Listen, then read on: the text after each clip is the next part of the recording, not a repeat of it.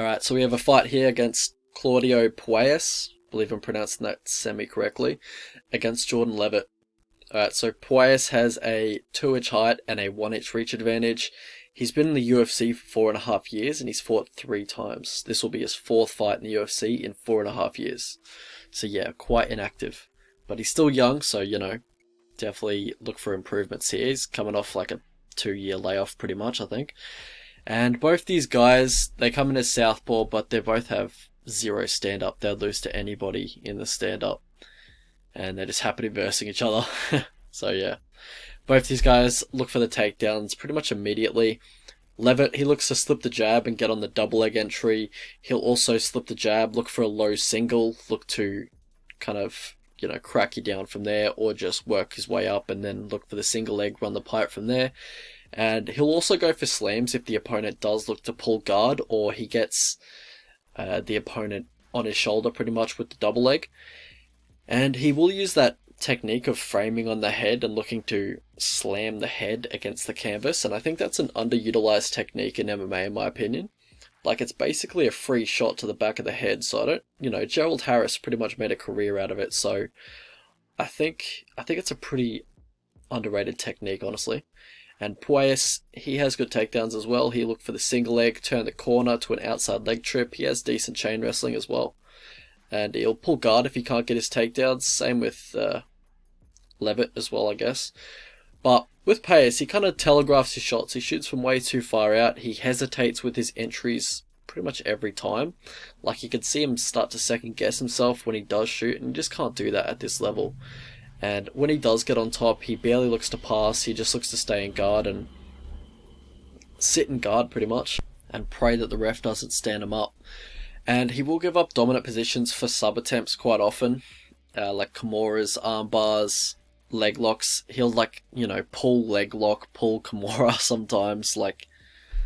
They end him up on bottom, and his bottom game isn't the best. So how these guys win fights, I'm going to skip that. How these guys lose fights, so for Leavitt, he's one-dimensional. For Puelles, he's pretty one-dimensional as well. Both these guys have 0 stand-up, and I think Puelles is quite flaky. I think he pretty much gave up in the silver fight in the 2nd and 3rd round until he pretty much pulled a rabbit out of the hat with the leg lock, the knee bar. So yeah, not high on that guy. Path to victory for these two, so for both, just get in top position. How I see the fight going, so both these guys quite similar in style, both haven't faced anybody decent. I think they're going to run into a lot of trouble in the UFC. I don't think they're going to make it far unless they evolve their games. Pretty embarrassing that Puelles couldn't finish Marcus Mariano. I think Mariano is one of the worst fighters to ever grace the UFC roster, and if he couldn't finish that guy, I don't know how he's going to finish, honestly. And that's honestly one of the only opponents that could have made Puelles look decent in the UFC, honestly. I think on the feet he's terrified to be hit, telegraphs all of his takedown entries as well. He is young, so he could have made some quite big improvements in his time off, but he trains at some random gym in Peru, so I don't know if he's going to be making those improvements, honestly. Not high on Leavitt either. I think both are just very one-dimensional. Both aren't going to get it too far unless they evolve their games drastically. I hope they grapple. I hope we don't see a striking match, because I think that would be absolutely horrible to watch.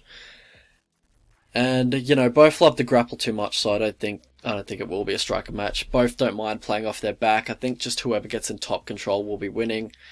Don't think either is good enough on bottom to find a sub from that position. I think Leavitt will enforce his game plan first, and I think Leavitt will have the strength advantage, so it could totally go the opposite way, but I do think Leavitt will get in top position, and I think he's going to win the fight that way. I think whoever's in top position will win the fight, but yeah, could totally go the opposite way. So yeah, these type of low-level grappler versus grappler fights, they just don't interest me at all. I'm sorry, if I'm just being honest. Like, as a viewer and as a tipper, they just don't interest me at all. So there are probably better people to break this one down. But honestly, I think it's going to be a terrible fight, and if I have to pick a fighter to win, I'd probably just say Leavitt. So the prediction is Leavitt by sub. I don't favour him as much as the bookies are at the moment. But yeah, I think the line's a little bit juiced. I don't want to bet Claudio, though. Pretty much at any price, because he's he's not very well rounded, and he's just kind of run into a brick wall here with the matchup that he's got. But yeah, they could go crazy in the scrambles and just like end up quite 50-50 fight. But yeah, I'm not looking to bet this one at all, definitely.